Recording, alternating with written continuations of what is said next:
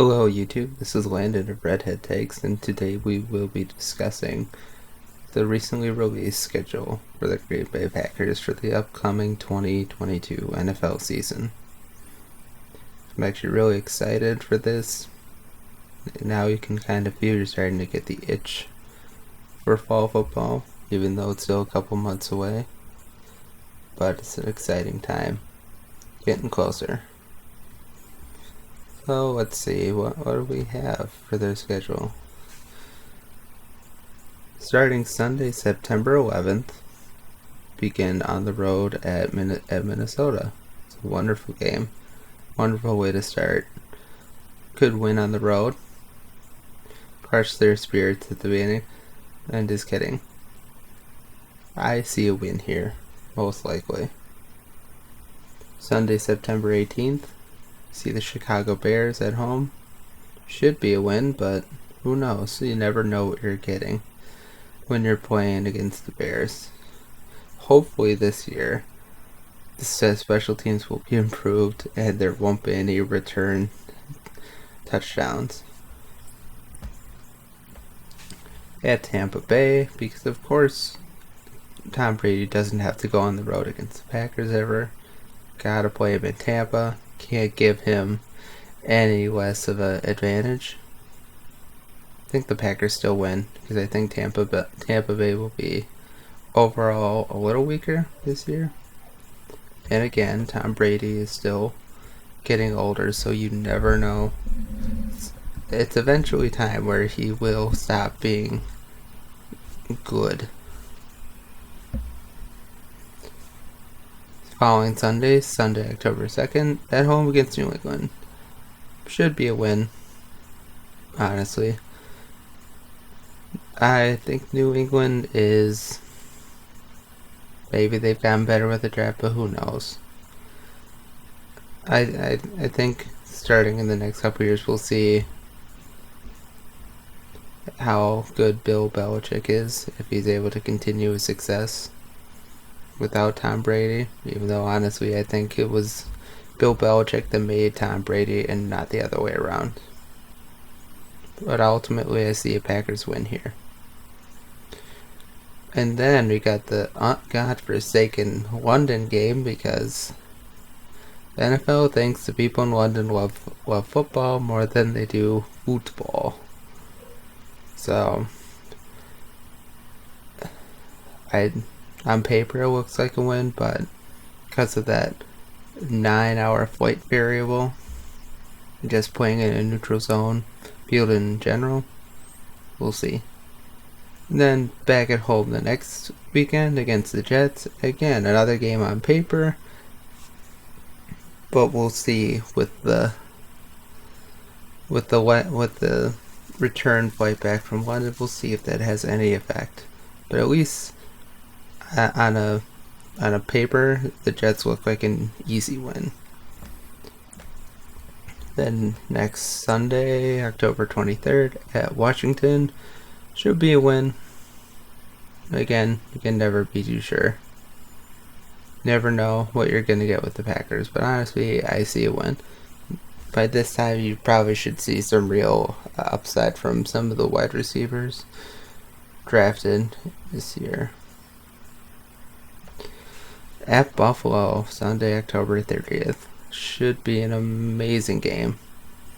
I do not want to say the Packers are going to win this game. I think they'll probably lose because Buffalo it looks loaded.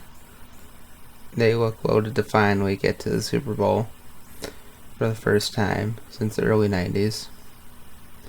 Packers could win, but they could easily lose also. Next Sunday, November 6th at Detroit. Again, Detroit should be better this year. I think the Packers will still win until Detroit has a stable quarterback structure. I cannot say that anything will come easy for them. Sunday, November 13th against Dallas. Obviously, it's going to be a win. Mike McCarthy returning to Lambeau Field for the first time. Yeah, I think Dallas is going to be weaker this year, for sure. even though they supposedly have one of the easiest schedules in the league this year. When does that ever stop them from absolutely blowing it in easy games? Following, we have Thursday, November 17th at Tennessee. Honestly, I see them winning this pretty easily. I think Tennessee just lost a lot by trading away A.J. Brown and going with a draft prospect. Traylon Burks looks really good, but he's a rookie. He's no A.J. Brown yet, so we'll see. Putting more pressure on Derrick Henry. It's always good. Honestly, again, Packers should probably win that game. Or it is a Thursday night game, and those are always variable. Sunday, November 27th at the Eagles. I'd say a win, but I think Philly got a little better in the draft this year. Paper. Although their quarterback Jalen Hurts, to be honest, Jalen Hurts is not the guy.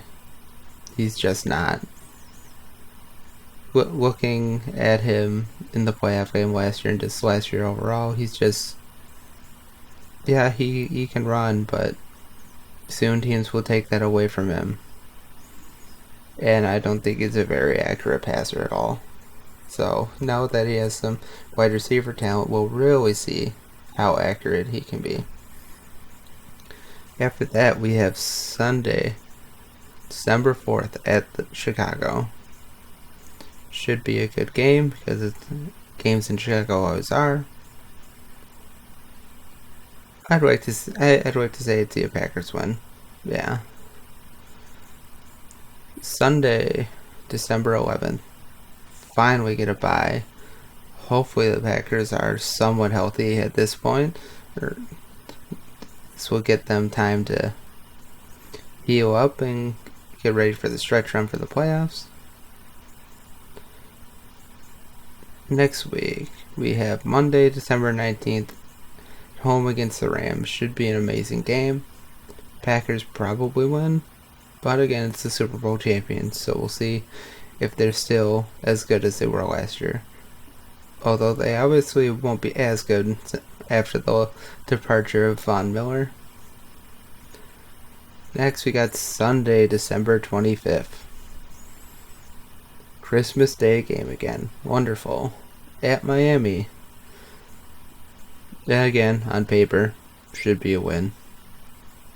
But who knows? Miami supposedly got better this year, but we'll see with their quarterback situation if Tua has it in him to be great. Next Sunday, we have January 1st against Minnesota.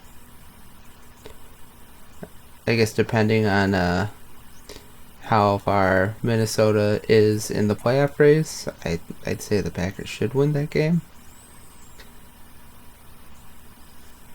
But we'll see. I think Minnesota this year places third, honestly. I think Detroit takes second against the Packers. Packers still win the division by a game or two.